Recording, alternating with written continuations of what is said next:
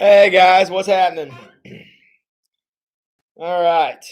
I'm looking here and I see Linda Burkholder as our first uh, message in the chat room tonight. I am very impressed. So, congratulations.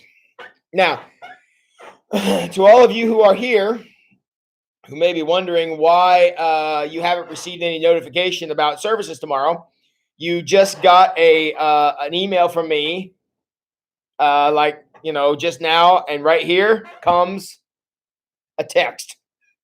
So all the information about service information is going out right now, and you should have that here momentarily. So any of you who have questions about that, let me know. If you don't get that text in the next 2 minutes, let me know that too. So let's see here. I got Amy Hogsheads here, Joyce Koenig, Jailhouse Rock. That might be appropriate. Crystal and Bill, how you doing? Hi, Parker. Hi, Sherry and Daryl. Hey, Susan. Hey, Christina Colville. Appreciate you coming out. Hi, Nikki. Mike and Miriam are here. Teresa Bitters. Hope you guys got to soak up some sun today. Hey, Bill Martin. Hey, Dave and Amy Jessen. Let's see. Candy and Tim are in the house. And okay. Hey, DW. Appreciate you coming out, buddy. Hey, I was at your place today. I had to buy some ingredients for vegetarian chili. And I also hit your Hot Wheels collection and made a significant withdrawal from your Hot Wheels collection. So thank you for providing that for me today. Doug and Margie are here, and appreciate you guys coming out. So I had soup for actually 2 meals today. I had DW's vegetarian chili for supper, and I had Margie Whitling's black bean soup for lunch. And yeah, it's pretty good. So hi, Dennis and Trina. Appreciate you guys coming out.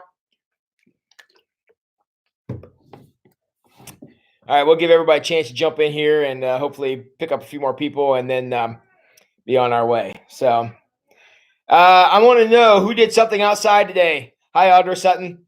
Who did something outside today? And what did you do? Oh my gosh, are you serious right now? Hold on, I'm having technical difficulties. Remember that text I told you was coming your way? It's not coming your way.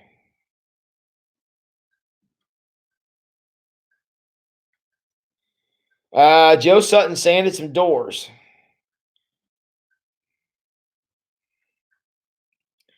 Why? Why did you fail? Why did this happen? What in the heck?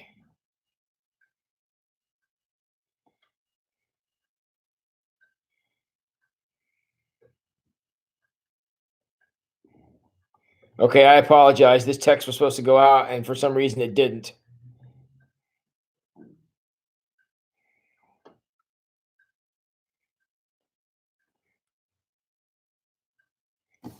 All right, Angie Myers is here.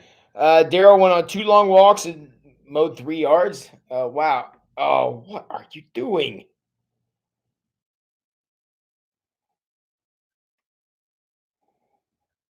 Why are you doing this, phone? Stop.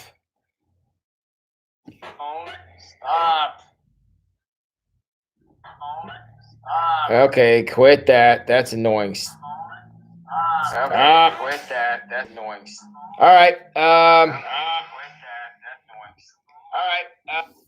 right, my phone is turned off. You shall have to wait till the live stream is over to get text messages because my phone has decided to be stupid. So, all right. So the text message is coming. I tell you what I can do though is I can do this.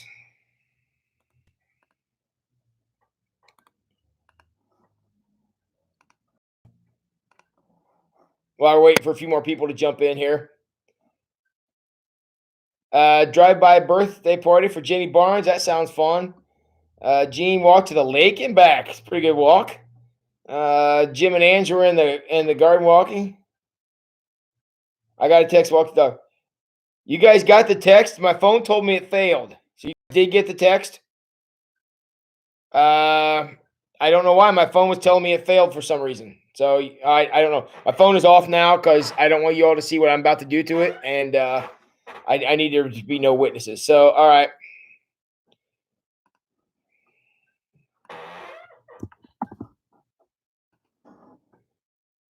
All right, here is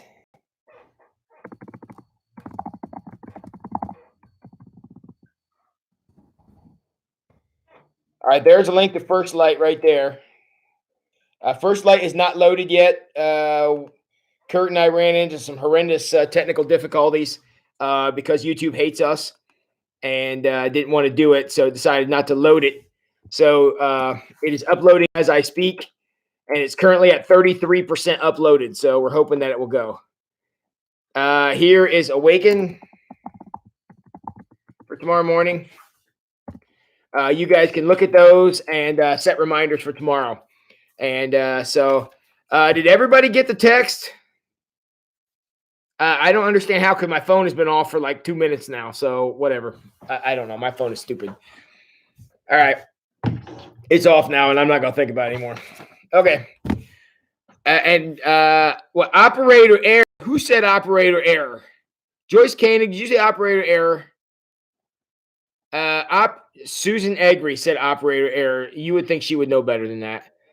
Okay. I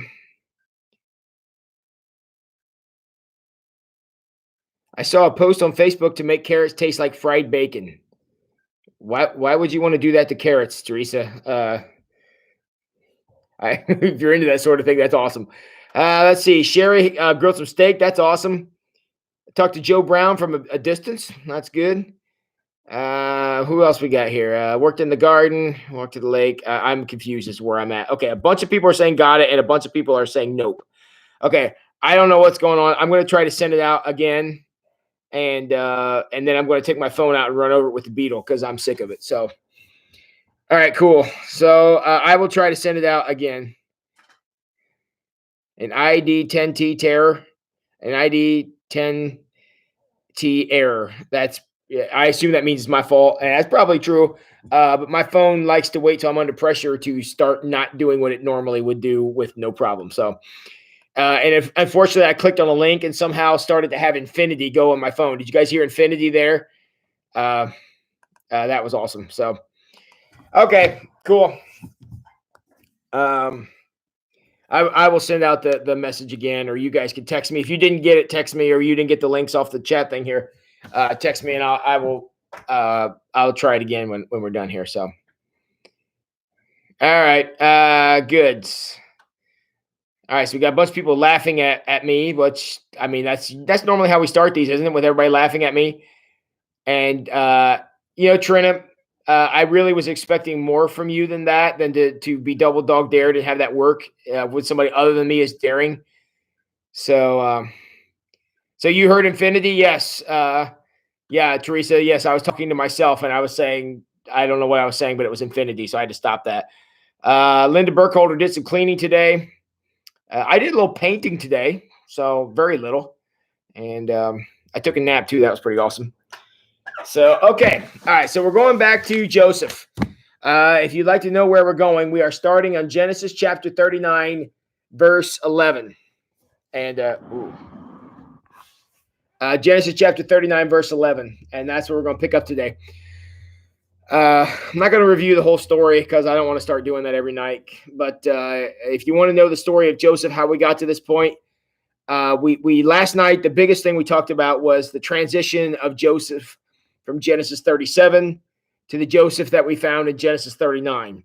Genesis 37, Joseph was a spoiled rich kid who never had to work for much, never had to do much, never had to account for much. Everything was all good, and nobody really, ever expected much of him. And then his brothers threw him in the cistern. They were just going to let him starve to death in there. They decided to be merciful and sell him as a slave. We can debate whether that's what that is. So he's drug off by the Ishmaelite traders who took him to Egypt and sold him to Potiphar. Now, the transition that we see there is once he gets sold, he goes from being the spoiled rich kid who never did much but get under people's skin to being at Potiphar's house it says that God blessed him and a lot of good things started to happen for him, and things they're really excited about. So Potiphar's wife also noticed how good of a job he was doing, apparently, and became interested in a way that she should not have been interested. And she propositioned Joseph. Joseph shoots her down, and as most powerful people usually don't, she didn't take no. She's not going to take no for an answer, and she decides if he's not, if he's not going to cooperate, then he's going to be out. So that's where we are tonight, talking about how Joseph worked really hard. He was successful in everything he did. He, did all these things because he continued to keep his head up. So he went from a silver spoon in the mouth to being very self-sufficient in a very short amount of time. And we had some talk and speculation about what exactly happened on that journey from the cistern to Egypt and Potiphar's house. The Bible doesn't feel the need to tell us anything, but it must have been quite a transition, because the Joseph we find in Genesis 39 was far different from the Joseph we found in Genesis 37. All right. Now, one of the things I did not point out last night, because I just kind of ran out of time, and I want to talk a little bit just right here at the beginning. And when Potiphar's wife, we'll say, approached Joseph and talked to him about this, one of the things that I found very, what do I want to say, admirable, I guess I would say, is when Potiphar's wife, made the offer, and Potiphar was like, your husband's kind of running the show, and he's kind of doing stuff, and I got a good thing going here, and I would never, what's the word he says? He calls it a wicked thing. How could I do such a wicked thing by sleeping with you? Why would I do that? What he's showing here is respect toward Potiphar. Now, again, that's not a terribly shocking thing on the surface. He does have as a slave, to go from getting sold into the situation to being in charge of the situation. Clearly Joseph and Potiphar, got along. So there's kind of a respect factor there. But again, do you see the difference between the Joseph we see in Genesis 37 and the Joseph we find in Genesis 39? The Joseph in Genesis 37 was very much about taking whatever he could get, and being, whatever he wanted to do, he did.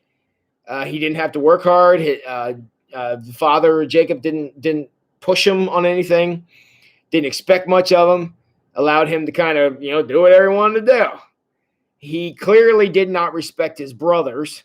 I don't know that I even need to explain that. Just go back and read it. It's pretty straightforward. He didn't respect his father because I think he almost was kind of using dad a little bit, just kind of, existing, so to speak, which, again, not different from other 17-year-olds. But he didn't show a lot of respect to very many people. Now, suddenly, he's showing respect to Potiphar. He realizes that in order to have respect or get respect from other people, you got to be respectful. And that's what he does here. Is it would have been quite a deal, if all Joseph wanted to do was establish himself and be somebody super important and have everybody go, "Oh wow, that's Joseph." Again, and I don't mean to be too crude by saying this, but what better way could he establish himself by that than to tell everybody he was sleeping with the boss's wife? If that's really what his goal was to give himself, the most prolific reputation, that would have been a key to high society. She would have been a great means to an end there. He was the one calling the shots, and he really could have used this situation to his advantage, but he doesn't. And again, according to what he says here, and again, I'm only going by what he says, he does that out of what appears to be a respect for Potiphar. A respect we haven't seen him show anyone else yet. We haven't seen him show that to his father, certainly to his brothers. And admittedly, those are the only people we've seen him interact with.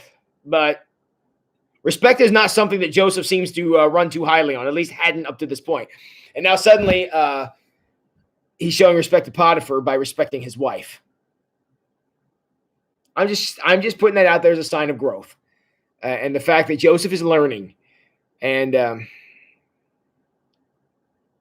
well, sure. I mean, yes, Cheryl. Certainly, he's trying to keep a God-given what do I say, rule or keep that up. Surely, but what he says is, going back to verse 9, he says, "No one here has more authority than I do. He's held nothing back from me except for you, because you are his wife. How could I do such a wicked thing? It would be a great sin against God." I'm saying we've not heard anything like that from Joseph yet. He's showing respect to Potiphar, and he's showing respect to God. I'm not trying to downplay that or not notice that.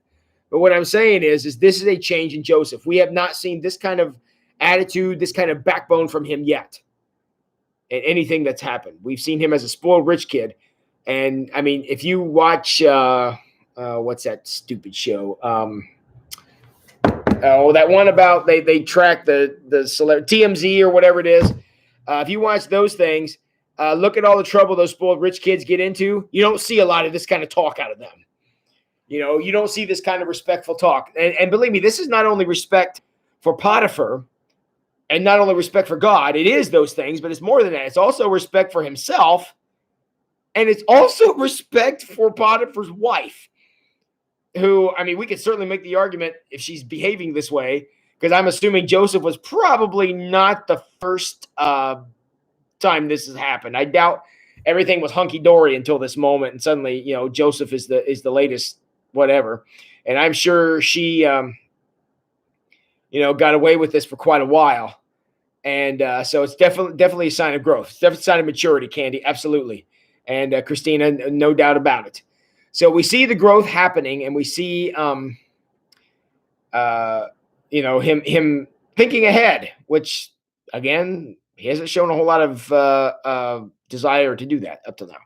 Okay, so that was something I wanted to point out, because one of the things that we're going to see, I mean, Joseph's whole story is about growth. All the adversity, all the bad stuff that happens, all the dangerous prayers that he says is all about him growing and developing and becoming stronger and learning more skills and learning and having more connections, gaining more authority, getting to a higher position of power. All of this is about God building him up to face an adversary he doesn't know is coming yet and won't know for years. He is being prepared to fight a famine. And, and that's a pretty heroic order. And God is prepping him to do that. And we see that he is learning to use situations, not necessarily to his advantage, but he's learning to be, what's the word you guys used? Integrity. I don't know if somebody said it or not, but looking at integrity and having integrity so that he could continue to help the situation continue.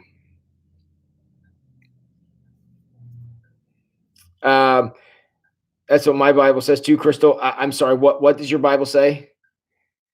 God's rules above fast gratification. Yeah, again, it's a sign of vision and a sign of respect that I think Joseph is showing there. And in my the New Living Translation says it'd be a great sin against God. I think that's kind of the same thing. But the risk here is that Joseph is learning to think ahead and plan out and realize that crossing Potiphar is not going to lead any place good. So, hi, Cheryl. Hi, Jack. So, all right. Now we're back caught up to where we were last night. So now we're going down to verse 11. And so understand that Joseph has made a lot of good choices between his time of arriving in Egypt and where we are now. He's clearly made a lot of good choices. He was very Potiphar's home flourished. All Potiphar having for supper. Potiphar likes this. He managed to, at least for the moment, fight off the advances of Potiphar's wife. So he wasn't having to deal with that. And so he's made a lot of good choices. Hey, Eric, welcome. And so all this is happening. And now we get to Genesis 39:11. One day, however, No one else was around when he went in to do his work. I mean, you all know where this portion of the story is going, so this is not exactly a shock. But if you didn't know Joseph's story and you were watching my face read it to you on YouTube for the first time that you've ever heard it, and I read to you what I just read, and then I say one day, however, no one else was around when he went in to do his work, how many of you are now going, oh? How many of you think this is about to take a turn for the worst? Because that's not a good sentence to have in this scenario. So clearly, we're heading toward rockier roads. And hey, Scott and Jan, appreciate you guys coming out. So, okay, so he's now there without witnesses. We're not told this, but I think it's safe to say that Potiphar's wife probably arranged for this. She probably was not used to anybody telling her no, and probably was not a fan of it. And especially from this piece of garbage slave in her house is not telling her no. That's not going to happen. And the lesson to be learned from Potiphar's wife is, welcome back, Ange. The lesson to be learned from Potiphar's wife is be careful about power that goes to your head, which clearly hers had.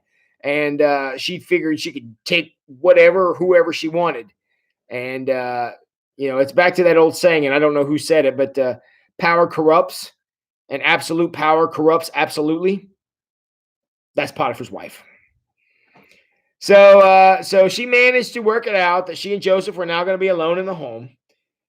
And in verse 12, she came and grabbed him by his cloak, demanding, "Come on, sleep with me." I mean, one thing you got to get to this lady. She's very clear about what she wants. I mean, there's no, there's no him hauling around. There's no, gosh, I wonder what she's after here. Nope, she's pretty straightforward. Not a lot of question as to what this meant. So she grabbed hold of him and said, "Come on, sleep with me." Joseph tore himself away. Now, look, you could come up to me, and Lord Acton said, "Oh, my quote is that what the." Power corrupts, absolute power corrupts, absolutely. You could come up to me and grab a hold of my shirt or whatever, and I could pull away. That's one thing. But if you grab a hold of me so tightly that you actually tear my shirt off or tear my clothes off, that's going to be a little aggressive. And so if Joseph, who was apparently a strong young man, and she got a hold of him to the point that he had to leave his clothes in her hand and run off, that's a little frightening. So she really got a hold of him. Joseph tore himself away, but left his cloak in her hand as he ran from the house.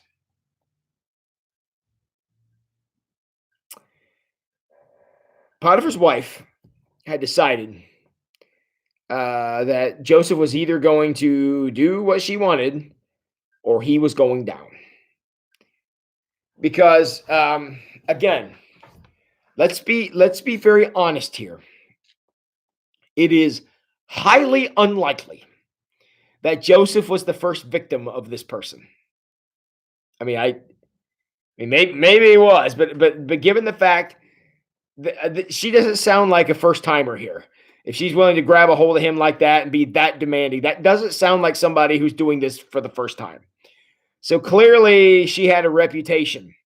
I am sure all the slaves in the house knew she was somebody to avoid, because she'd probably been harassing workers in the house for years.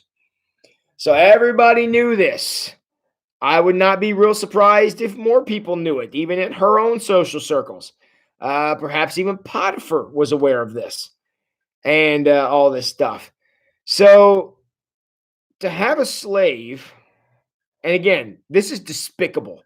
What I'm talking about here is despicable. She is a despicable person for doing this. Anybody who would perpetrate this kind of inhumane treatment on anybody is despicable in every way you could define that word. She is an awful, awful, terrible, awful person who is awful. I mean, have I made that clear enough? She's a terrible person. And what she does here is wrong on just amazing number of levels. So she does this, but she knows in her mind She does not want the slaves to be questioning her authority. So if Joseph is the latest, heartthrob, and he's going to go around and say no to certain things, she's got to set an example of what happens when you say no. She can't let that go. I mean, pretty soon everybody's going to be saying no. I'm not putting up with your garbage. She don't want slaves saying that to her. So she's got to get this guy, either get him or get him, one way or the other. So something's got to give. So he's either going to the dungeon or he's going to do what she said. That's it. There ain't no other option. So when she grabbed a hold of him, that's what was going to happen, one way or the other, because she's an awful, terrible, evil, despicable person.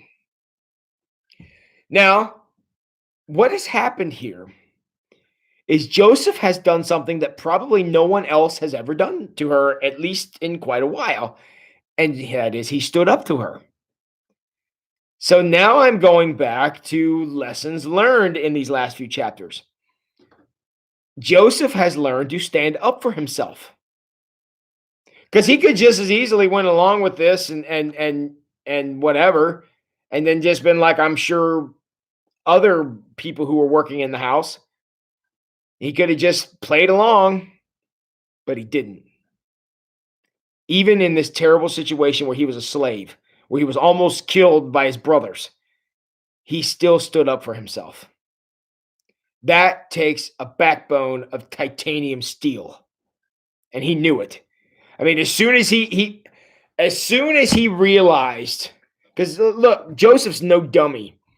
As soon as he realized he was alone in the house with her and she started herself, he probably at that moment thought, I'm in trouble. I'm in trouble here. Because he knows what's coming. So she's gonna have to get him. And that's what she does. So he left behind his cloak. And so verse 13. When she saw that she was holding his cloak and he had fled, she called out to her servants. Soon all the men come running. Look, she said, my husband has brought this Hebrew slave here to make fools of us. He came into my room to rape me, but I screamed. When he heard me scream, he ran outside and got away, but he left his cloak here with me. Friends, we're not told what the response of the servants was, but let's speculate what the response of the servants was. Yeah, okay. Yeah, that's right. He came in here to attack you. None of them believed it. I'm sorry. Not one person there that day believed it. And you know what they're probably thinking? Good for you, Joseph. Because when she tried this with me, I didn't have the guts to do what you did. And this took guts for him to run off that day. All the servants in the house and everybody who hears about this story is going to know what happened. Now, Potiphar's going to go along with it. We don't know if he's in the dark or what. But all the servants are now going, attaboy, Joseph. He's getting a lot of respect from the underclass, from the working class. You know, the muckety-mucks in the hierarchy aren't going to be real happy when people that are perceived as being beneath them come along and buck the system. But that is exactly what Joseph did. Sent shockwaves through the entire political class. And that day, a lot of servants smiled an imperceivable smile. Because I'm pretty sure when she started yelling for the servants and they all ran in, they couldn't believe that somebody told her no. They probably knew exactly what had happened because they'd been there. Y'all seeing this? Y'all with me here? You see why I'm saying this? Joseph had a respect for himself that no one else was willing to give him. Again, compare this to what we saw in the previous chapter, chapter 37. Chapter 37, it's arrogance. This is confidence. Not the same thing. It took a Mount Everest-sized dose of confidence for him to go against this lady.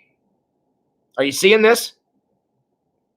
He was living into the vision God gave him, this vision of greatness, but he realized arrogance was not going to get them there, get him there. Confidence was. And that's what I'm saying we're seeing here from him is confidence.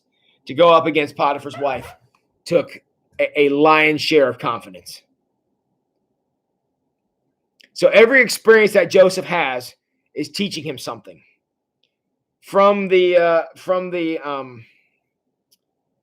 cistern to Egypt, he learned the power of respect and respecting people, and living into your situation, whatever it is. From Potiphar's wife, he learned that I'm worthy of respect, and you're going to respect me.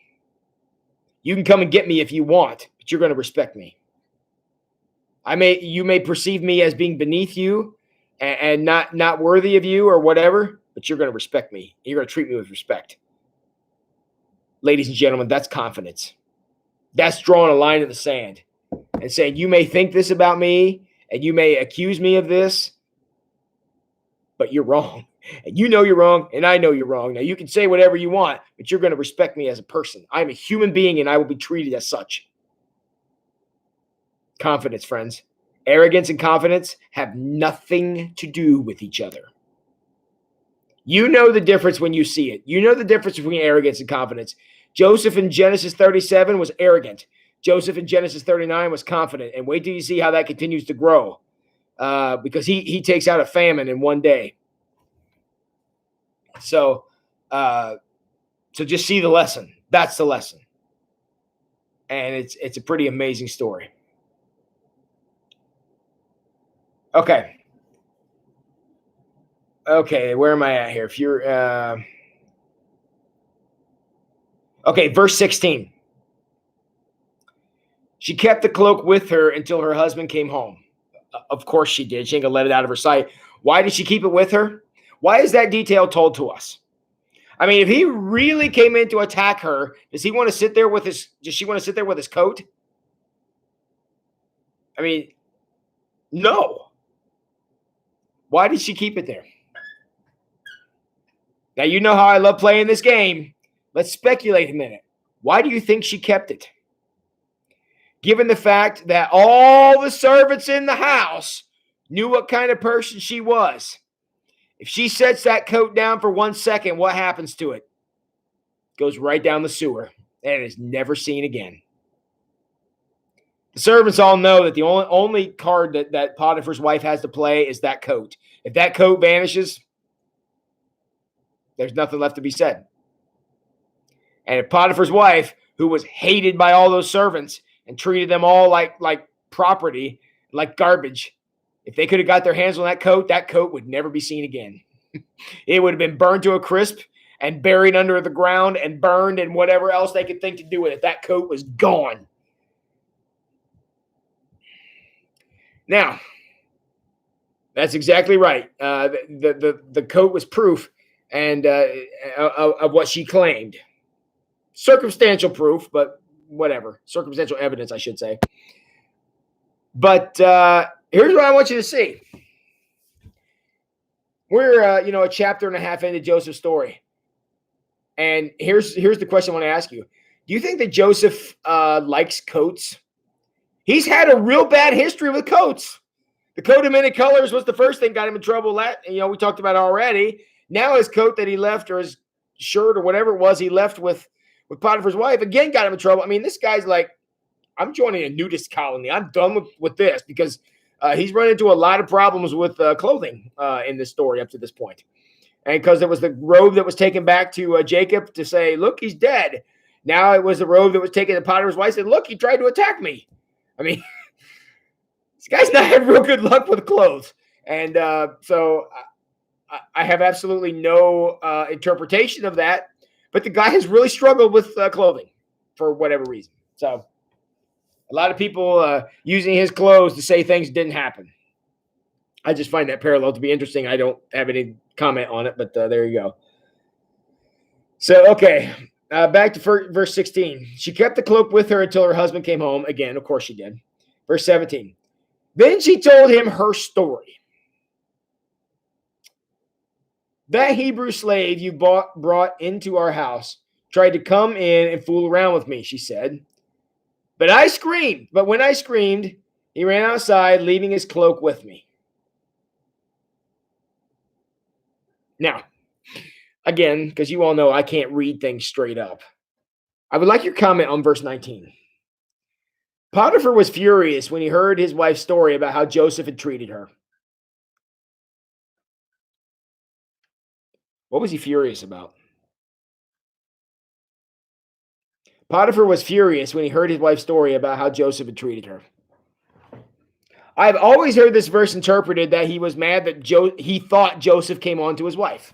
And I certainly think there's room for that interpretation. But I like to play the what if game. What if he's mad because he's going, oh, God, not again. Not again. Holy cow, this one was a good one. All I had to worry about was what I got for supper. Now I got to throw this guy in jail because of you. Maybe that's what's going on here. Maybe what he's mad about is like, for goodness sakes, lady, this is ridiculous. Yeah, I mean, there's a lot of ways you can interpret why he was upset. Because if she's telling everybody, oh, my word, he tried to do all this stuff. I mean, Potiphar can't ignore that. He's going to have to respond in some way, and he actually likes this particular slave. Now, again, that's a very low opinion of the people working in his house. I will definitely give you that. But the angry thing is like, how many times are we going to go through this, dear? How many good slaves am I going to lose because of this? Now I got to throw this one in jail. And look at how good he's doing. Holy cow, everything he does is successful. And now I got to throw him in jail because of you. I mean, again, I have no idea if that's how this went. But I mean, the Bible doesn't spell it out, so that leaves me a little space to work with. If you don't like that interpretation, you don't have to take it. I'm just throwing it out there to make you think about it. But I really think that option is open. That he was upset because I'm getting tired of losing slaves to you, lady. Not exactly a positive view of Joe or of people in general, the slaves that worked in his house. But if that's the case, triple shame on Potiphar for letting her do this. Because all that proves is he doesn't think any more of the slaves than she does. If he knows that's what she's doing, which again, I can't believe he wouldn't know, then he doesn't think any higher of those people than she does. That's right, Teresa. He could have had Joseph executed. I mean, surely would have been within. He was a slave. It would have been completely within his right to kill somebody he owned, but he doesn't. So it's just an interesting spin on an old story, and just a way to think about this. So now he's losing his number one caretaker at his house. And interestingly enough, let's take Teresa's last comment there and take it to its next logical step. Let's read verse 20. So he, meaning Potiphar, took Joseph and threw him into the prison where the king's prisoners were held. And there he remained. Not into the average Joe prison. He went into the deluxe prison where the king's prisoners were. These aren't people who are in prison for pickpocketing or for, petty crimes like that. These are he's in with the high class criminals. We call these like the white collar criminals instead of the other criminals. That's the way we look at it today. And so he's in the probably nicer of the prisons, and where he very well could have been killed. Laura, I'm going to answer your question in just a second. We're getting to that. But yes, it's a very interesting thing. I would say the prison that he was in is not the kind of prison that we think of. He was probably more in a, based on what I'm about to read to you, he was probably in more of a confinement than a prison. And let me show you why I say that. Where am I here? Verse 21. But the Lord was with Joseph in prison and showed him his faithful love. Again, is this not the weirdest sentence you've ever heard? So Potiphar took Joseph, threw him into prison where the king's prisoners were held, and there he remained. But the Lord was with Joseph in prison and showed him faithful love. I have a hard time thinking that statement could be made if Joseph is in like a really awful place. I'm not saying that Joseph was happy about what's happened. I'm quite sure he wasn't. But I sincerely doubt that this was a bad prison, and let me show you why. Verse 21. Okay, but the Lord was with Joseph in prison and showed him his faithful love. And the Lord made Joseph a favor with the prison warden. So you're telling me a guy accused of inappropriate conduct with the wife of an Egyptian official finds himself in prison, a nice prison, where the warden says, this guy's a pretty good guy. I think I'll put him in charge. Does that sound like how we treat somebody we legitimately believe was somebody who was trying to attack the wife of an official? Does that sound like how you can say, you can make the argument that God was blessing him and caring for him, and I'm perfectly happy to accept that argument, and that may very well have been what happened. But what I want you to see here is that Joseph showed confidence, and he doesn't have to ever deal with that woman again, ever. He never sees her again. He's never in their house again. In fact, I don't even think Potiphar ever even comes up again. So by being confident, he was rescued from that situation. Now he's in the king's prison, where there would be strict against this kind of thing, checks and balances to make sure that the thing that was going on in Potiphar's house is not happening there. If I could make a bold statement, I would say this is a promotion. Now, I know we're saying going to prison, and we have our idea what prison is, but just based on if you really go down and read what's done here and how, basically Joseph goes from getting locked in the door to running the place in one verse. Can I say that possibly Potiphar said to the warden, take care of this kid. Take care of this kid. My wife messed around and is, whatever. Make sure he's taken care of. Because the warden has no motive to do this outside of that.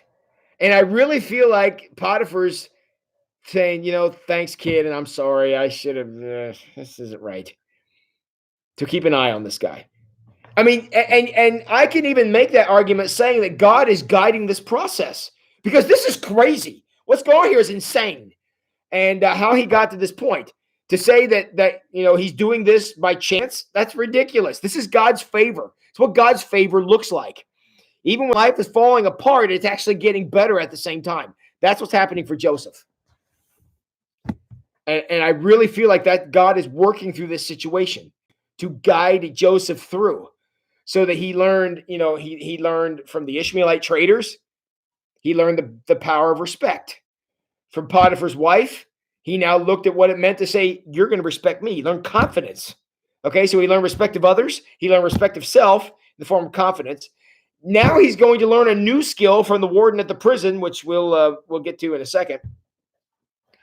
But he also was running Potiphar's household, so he learned about management. He learned about caring for people who are working for him, essentially. How to run a system, how to make sure there's enough food to feed everybody. Again, all Potiphar had to worry about was what he wanted for supper, because Joseph had everything in line. So he's learning organizational skills. These things are all going to come back later and save the day, because Joseph had these skills. And the skill that he learned here from Potiphar's wife is, you're going to respect me. And he was rewarded by being respected. Y'all see that line? Everybody with me? You guys all with me? It's an incredible journey that Joseph is on here, that God is clearly directing. And I know that I'm reading between the lines, and you all know how I love to do that, but I love the Bible so much that I think the Bible is even powerful in what it doesn't say. And that's what I'm showing you here is, please don't think that I'm trying to come up with something that's not here. I'm simply saying, here's what the Bible says, and this interpretation is one that's open. And I really feel like we could see God's hand guiding this process in a way that nothing else could. So yes, Amy, this is crazy. And but it's a very that's why Joseph's story is so fascinating. Even in the worst of times, you can still see God's hand guiding Joseph along and paving the way in front of him. So okay, but the Lord was with Joseph in prison and showed him faithful love. And the Lord made Joseph a favorite with the prison warden. Again, favorite of the warden is not exactly a title we think would be assumed that would be given to somebody who attempted to attack the wife of an official. That's not really what we think would happen. Okay, so verse 22. Before long, so it didn't, I mean, we're still in short order. Before long, the warden put Joseph in charge of all the other prisoners and over everything that happened in the prison. Does that sound like how you treat somebody who attacked the wife of an official? No, it doesn't.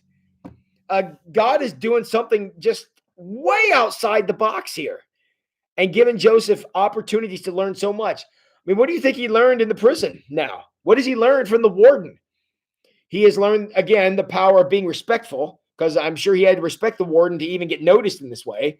But he also, the warden realized the skills that Joseph had, put him in charge of running the prison. I mean, this is literally the inmates running the asylum here. That's exactly what this is. And so he put this thing together where in a short time he went from, a pretty, I mean, we all would agree, a horrendous accusation. I mean, women should not be treated the way that Potiphar's wife claimed to have been treated. That should never happen to anyone. But she claimed it did. Potiphar had to respond, but this doesn't sound like how you treat somebody accused of that. I mean, why Potiphar didn't disconnect his head from the rest of his body, I have no idea, because that's how most of us would respond to something like this. Yes, Joseph does sound like a free man, having a better life now because he's not being abused and objectified by somebody he's allegedly working for, or two people he's allegedly working for. So I would almost put this down as a promotion because the warden pretty much let him have free reign inside of this prison and whatever that means. So he put Joseph in charge, and then he says the warden had no more worries because Joseph took care of everything. Still learning, still developing organizational skills and how to manage a system and how to make sure all of the resources get to the people who need them, to make sure all the prisoners are eating, make sure they're sleeping, make sure they're cared for, and whatever those things mean, make sure they are gainfully employed and they're out working, doing what they need to do. Again, these are all skills that are going to come back later, big time, when the famine strikes. And it's because of this experience that Joseph is going to be able to very literally save the day. Verse 23, the warden had no more worries. He just like Potiphar, warden didn't even need to do his job anymore because Joseph did it for him. Had no more worries because Joseph took care of everything.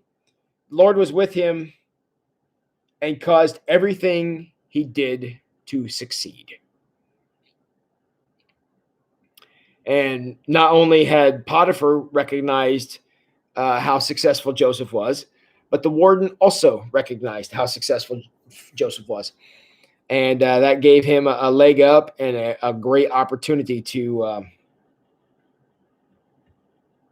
do something that doesn't seem like he should have been able to do, but somehow he pulled it off. So, all right, I only got 10 minutes left. We're about to get into the dream sequence and the famous story of Pharaoh's cupbearer and chief baker. I don't want to start this now because there's no way I'm going to be able to do it justice in 10 minutes. So I'm gonna stop there tonight. We'll pick up tomorrow night with Genesis 40 and continue working on. Okay, what I would like to hear from you now, I have two more things I'd like to do in these last couple minutes that we have. What order do I want to do these things? All right, let's do this one first. How are we all doing on this? How's the worksheet coming? You guys still working? I worked on mine this morning while I was praying and doing my devotional stuff. And what I realized is I have something written on every line except for the personal line. I have neither one of the personal lines written out, but I'm still working on those things. Anybody else still working on your worksheets? Trying to align your life to the dangerous prayers principles that we were looking at?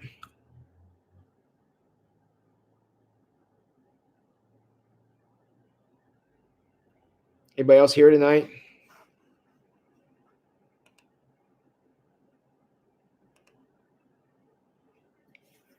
Okay, Teresa worked on hers a little bit. Anybody have any questions about it or anything you'd like to clarify or anything you'd like to float out to the group for some feedback? Okay, we got some people working on it. All right, and that's cool. I don't expect there's no timetable on this, but I'd really like for that to be something that you can look at to, be able to apply some of the dangerous prayers things that we've been working on. I kind of feel bad about this. I feel like now that we've gotten to the Bible study portion that I do all the talking. During dangerous prayers, I felt like you guys interacted a little more, and I'm sorry that that's not happening. So, I want you guys to feel free to jump in and ask questions and interact with me a little bit, because if not, it's just me talking for an hour, and I don't want to wish that on you. So, Sherry, you can do them whatever way you want. I would not try to focus on filling out all 7 at once. I would focus some time to pray on each line or whatever, and how you want to do that. But once you get them out there, though, I would say, again, depending on how you structure them, that you should be doing all of them all the time. Doing them, not figuring them out, but being able to articulate them. That's something that should be a process that goes on most all the time, about how we're going to take a little and give a little from these areas of your life. So,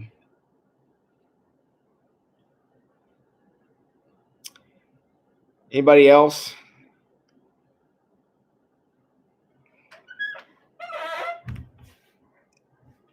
Tomorrow morning. Right now, the First Light video is at 65%. So fingers crossed that that's going to be successful. The links are out there. I will turn my dumb phone back on here in a minute and see if I can get it to do what it's supposed to do, and get a text sent out. And Christine, I'm glad you're enjoying. Thank you. And Teresa, I'm glad you are too. So, yeah. So tomorrow morning, we got a couple special things happening. Daryl and Jean did some music for First Light. We're going to have the greetings from the over 40 people who came last night to say hello and do the drive-through thing. So we'll have 40 people or some odd there. I tried to put names in with everybody, but after watching the video, I realized I missed a few names.